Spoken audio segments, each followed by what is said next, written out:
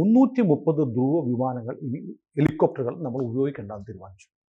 അതായത് ഇന്ത്യൻ 2023 ഇതുപോലെ സംഭവിച്ചിരുന്നു. കഴിഞ്ഞ 4 മാസത്തിനിടയ്ക്ക് 2 തവണ ധ്രുവ ഹെലികോപ്റ്ററുകൾ തകർന്നു വീണു. പോർബന്തറിലാണ് കഴിഞ്ഞ മാസം കോസ്റ്റ് ഗാർഡിൻ്റെ ധ്രുവ തകർന്നു വീണത്. അതേ തുടർന്നാണ് എല്ലാ ധ്രുവ വിമാനങ്ങളും ഹെലികോപ്റ്ററുകളും അഡ്വാൻസ്ഡ് ലൈറ്റ് ഹെലികോപ്റ്റർ, അത് ALH എന്ന് പറയും, ഇതെല്ലാം കൂടെ ഗ്രൗണ്ട് ചെയ്യാൻ പറഞ്ഞു. അപ്പോൾ നമ്മുടെ സൈന്യത്തിൻ്റെ പക്കലുള്ള ആർമിക്ക് 180 ധ്രുവ ഹെലികോപ്റ്ററുണ്ട്.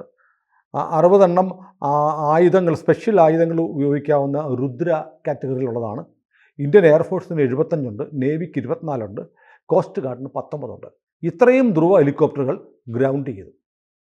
അതിന് പറപ്പിക്കണ്ട എന്ന് പറയുമ്പോൾ അതിൻ്റെ ഡിസൈൻ, നിർമ്മാണത്തിലെ വൈകല്യം, ക്വാളിറ്റി കൺട്രോള്, സർവീസിങ്, പരിപാലനം, മെയിൻ്റനൻസ്, പിന്നെ പൈലറ്റുമാരുടെ പരിശീലനം, ഇത്തരം കാര്യങ്ങളെല്ലാം വളരെ വിശദമായി പരിശോധിക്കാൻ ഇന്ത്യൻ സൈന്യം തീരുമാനിച്ചിരിക്കുകയാണ്. അതുവരെ ഇത് പറപ്പിക്കേണ്ട, അതിന് നിരന്തരം അപകടങ്ങളിൽപ്പെടുകയാണ്. തേജസിൻ്റെ അവസ്ഥ ഇത് തന്നെയാണ്. കൂടുതൽ വാർത്തകളും വിശേഷങ്ങളും നിങ്ങളിലേക്ക് എത്താൻ ABC മലയാളം സബ്സ്ക്രൈബ് ചെയ്യുക, ബെൽ ബട്ടണും അമർത്തുക.